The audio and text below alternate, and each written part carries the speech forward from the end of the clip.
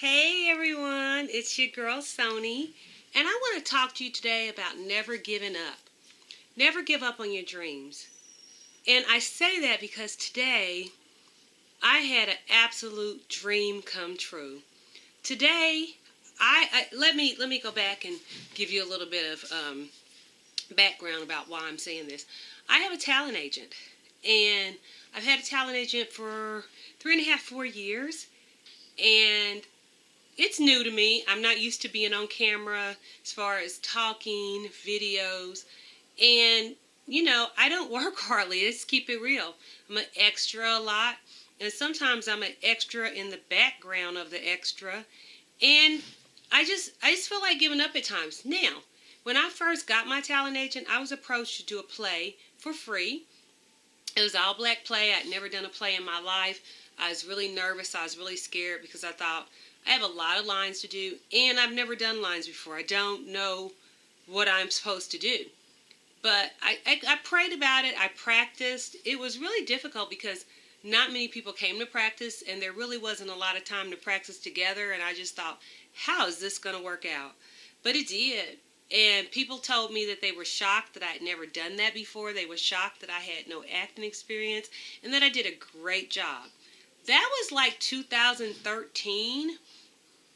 Fast forward, I worked in about 2015 on a Hard Rock Casino job, and that was mind blowing at the time. It was a 2-day job. I went up to Iowa, and I worked with two of the biggest female models within my agency, and I just thought to myself, even though I was kind of a backup to them, I thought to myself, wow, I can't believe I'm here. Wow, I don't know what I'm doing, but wow, I'm here. And it was so surreal. And, I thought, okay, I'm on my way. But I also thought, I really don't know how to do what's expected of me. And I was very blessed that when I worked on the play, my leading man was very helpful to guide me. And that went off really well. When I worked on the Hard Rock ad, the lady who was the makeup lady was really helpful to me because I didn't know where to look, what to do. There's a lot involved with being on camera besides just being on camera or, performing.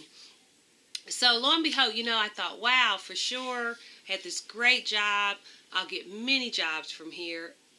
No, I barely got extra work from then on. I almost felt like I'm invisible, I don't matter, and my continuous concern was if I don't book, they won't care about me.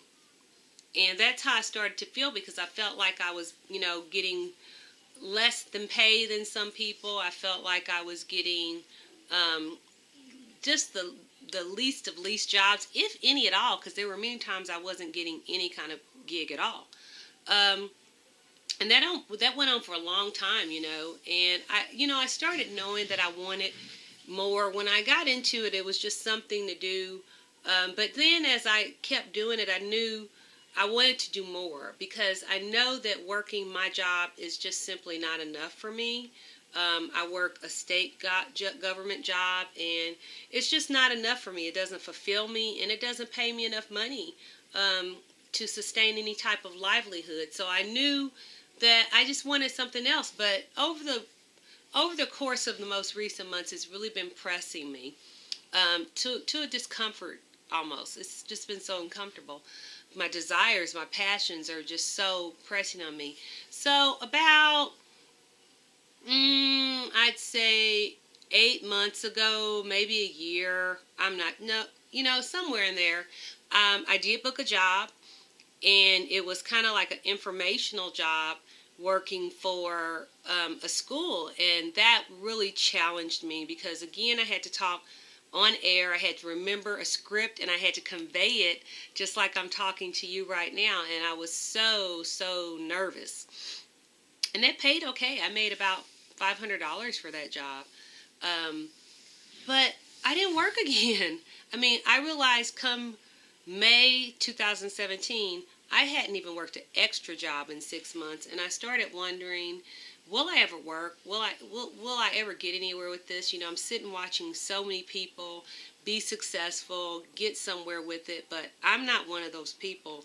And I did never question myself because I knew the potential I had, but I did say, I don't have the experience, I don't have the knowledge. Can I produce if given a job? Because it's not all ego. You have to be able to produce when hired for a job. When that camera comes on and you have tons of people around you working the cameras, working the sounds, shooting the shots, whatever the case, you have to be able to produce. It's not just be pretty. So I think I looked at it as, okay, even though I would like to be doing more, accept where you are. So I had truly given up. Come May, I had given up. I stopped trying to question why I wasn't being booked. I stopped trying to question a lot of things that I questioned. I threw a lot of forgiveness out there and made peace with it.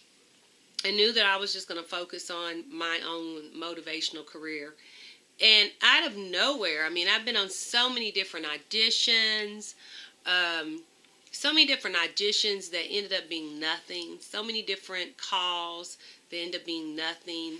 No extra jobs, no income coming in whatsoever. I was like, I'm going to have to just get a part-time job because I need to save money for my future. I don't know what my future is, but I need to save money for the future that I want now.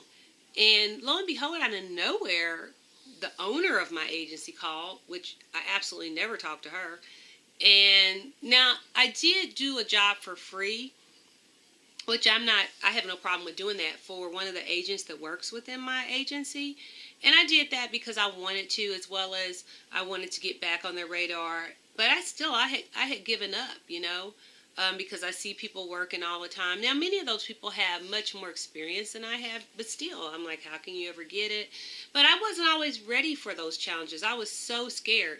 So a few days ago, my agent's owner called me and asked me, could I book for a Sprint ad? Now, I'm thinking, what? And then she didn't say, can I audition? She said, are you free to book for a Sprint ad in a few days? And I thought, And, I didn't know what that meant. I knew it wasn't an extra job, but I didn't know what that meant. And you know what? I'm glad I didn't, because fear is such a powerful, powerful thing.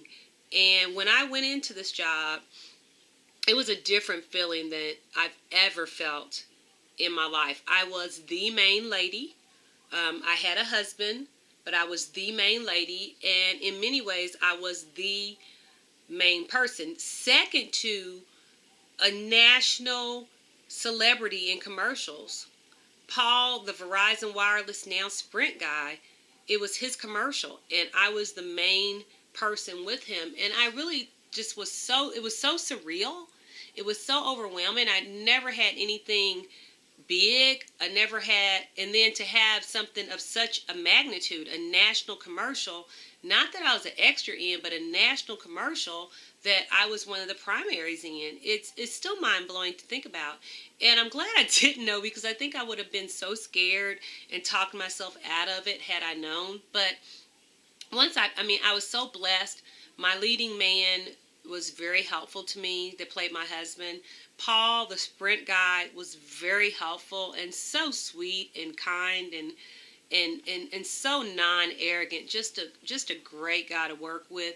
And he was helpful to me, guiding me, giving me advice. And it really instilled a confidence in me, a confidence that I needed. I can believe in myself now.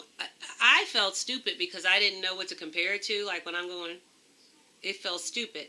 But I learned things, and I learned to believe in myself more than anything. And once I finished, so many people told me how great of a job I did. And so many people were absolutely shocked that I'd never done that before. I'm shocked at the reaction I got because it felt so odd to me, and I didn't have anything to compare it to. But the point is, I didn't give up on myself. I had thought about it. Don't give up on yourself. Don't ever give up on yourself. You never know when your breakthrough is going to come your way. I don't know what's going to happen from this, but I do know that it was above and beyond, just like the Bible says God will do, anything I could ever hope, dare, or ask for. A national Sprint commercial. And I'm still just in awe. I'm still overwhelmed. It was so surreal. And more than, and people kept saying, oh, you're going to make you're going to make good money from this. You're going to make good money from this. My thoughts weren't on the money I was going to make from it. My thoughts were on the exposure I was going to get from that, the publicity I was going to get from that, the fact that I'm going to be on a national commercial, and I will be in there because there's too many ads, too many parts, too many scenes that were taped with me to not be in there. And so many people are going to see me honestly, for the first time. Even though I did a big job in Iowa, it really only ran in Iowa. And I didn't speak, and I was so scared. I was so petrified.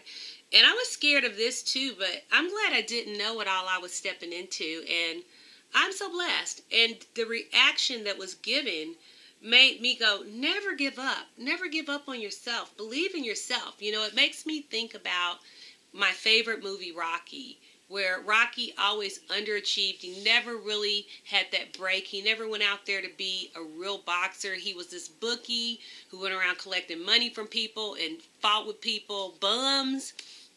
He was older, and as Burgess Meredith's character, Mickey, said, you never got your nose busted.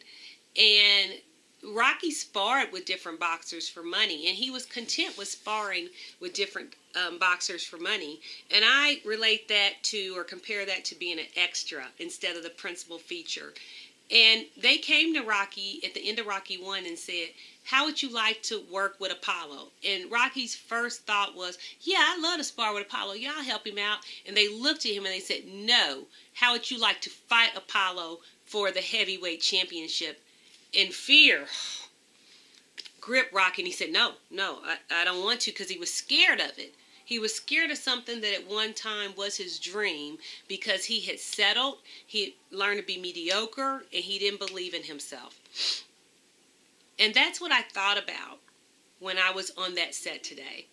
How I got used to being an extra, how I didn't believe I could do it, and God thrust me into such a big role that had I known, I would have been overwhelmed and I would have been scared. So I'm glad I didn't know.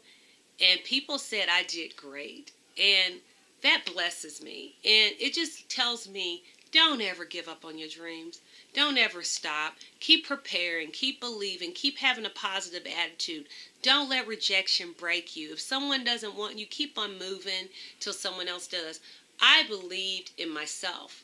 And I had to forgive understanding why the breaks weren't coming my way, and be blessed with the fact that I was in positions where I was learning what was expected of me, as well as learning what I could achieve.